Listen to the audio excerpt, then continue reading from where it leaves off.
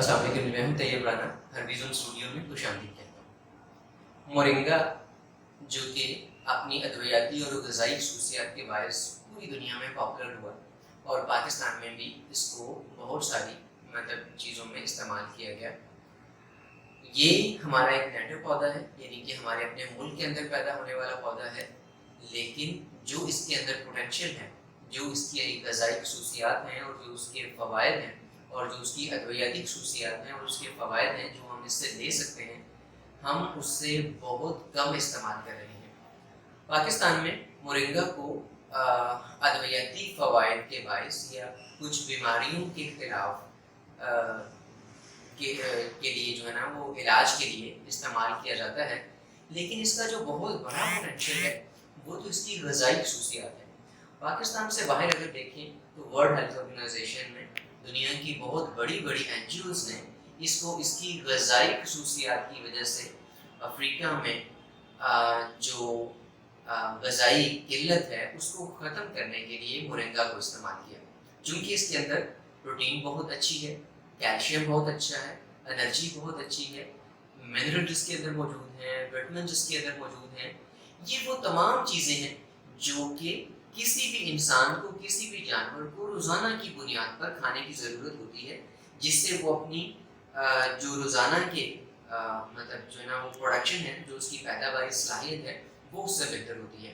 آج کے اس ایپیسوڈ میں ہم بات کرتے ہیں کہ مورنگا کو اگر ڈیری کے لیے استعمال کیا جائے تو یہ کیسے ہمارا جو کسان ہے، ہمارا جو ڈیری فارمر ہے، وہ کیسے کھال بنڈے کی طرح اس سے دودھ لے سکتا ہے اور اپنے کھال بنڈے کی جو لاگت ہے اس کو بھی ماہانہ اور سالانہ بنیادوں پر کم کر سکتا ہے۔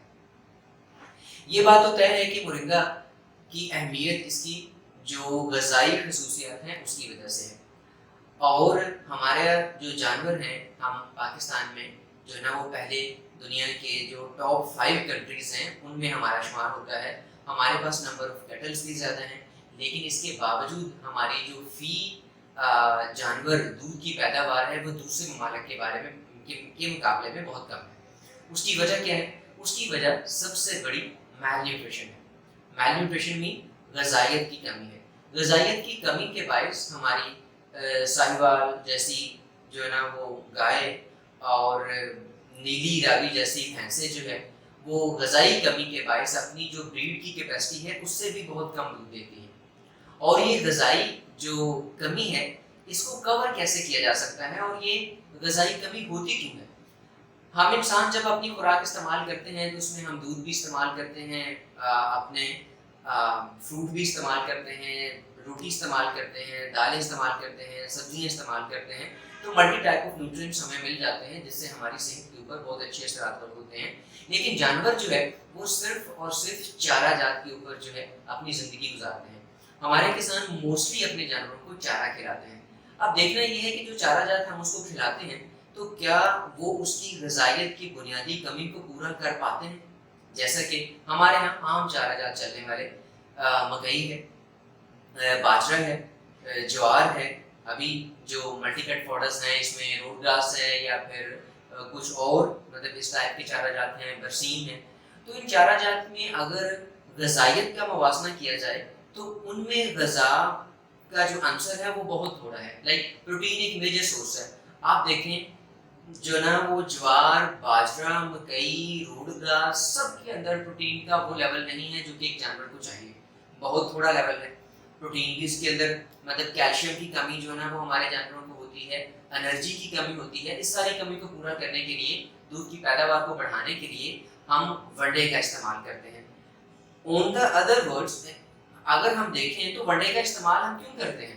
غذائی کمی کو پورا کرنے کے لیے ہم ونڈے کا استعمال کرتے ہیں۔ جب ہم وہ غذائی کمی ونڈے کے سورس سے دیتے ہیں تو ہماری دودھ اور گوشت کی پیداوار الٹیمیٹلی بڑھ جاتی ہے، اور یہی غذائی کمی اگر ہم کسی چارے سے دیں تو کیا پھر دودھ کی پیداوار اور گوشت کی پیداوار نہیں بڑھے گی؟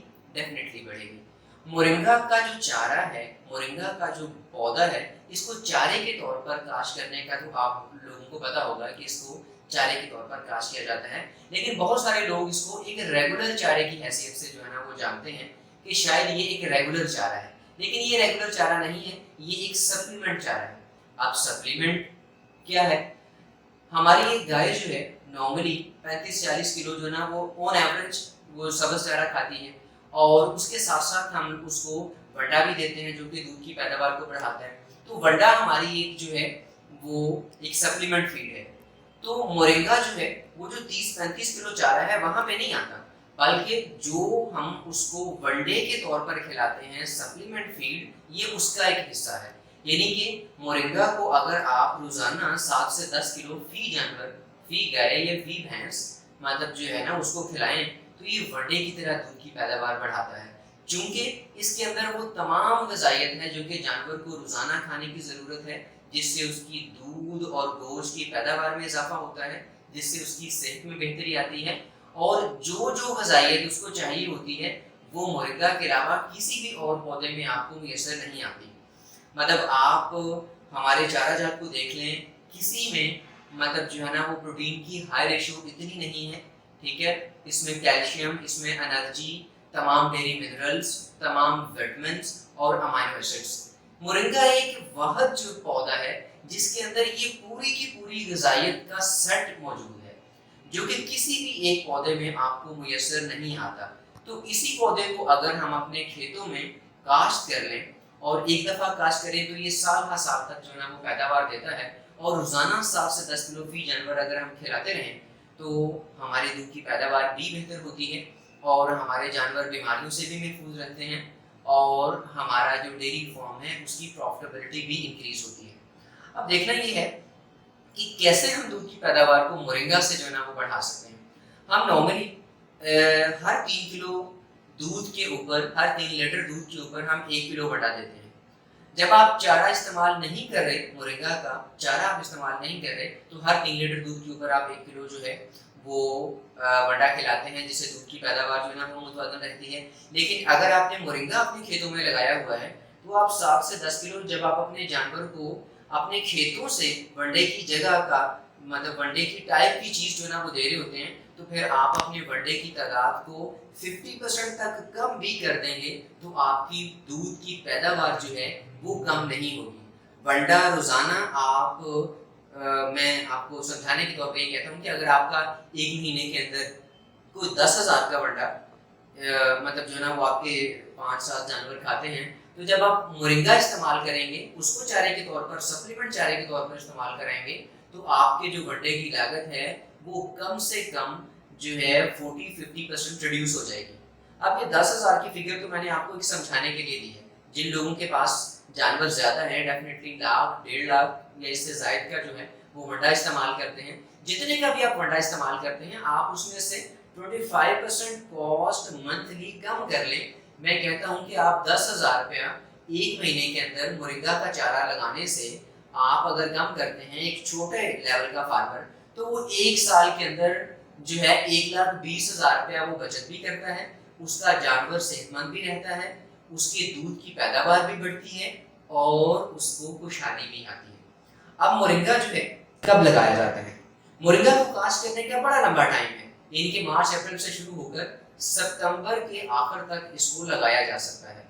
लगाने का तरीका इसको यही है कि हम छोटी खेरी बनाते हैं जैसा से मकई, उसके ऊपर हम इसको चौके से लगा देते हैं। मज़ीद मालूमात के लिए ये जो स्क्रीन पर आपको नंबर नज़र आ रहे हैं, आप उसके ऊपर रब्ता करके और तफसील भी ले सकते हैं।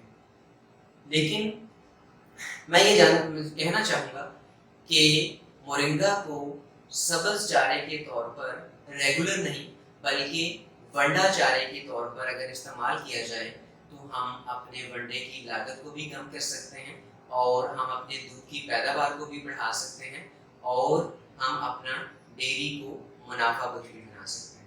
किसी और वीडियो के साथ इंशाल्लाह फिर हाजिर होंगे। टिल देन अल्लाह हाफ़िज़।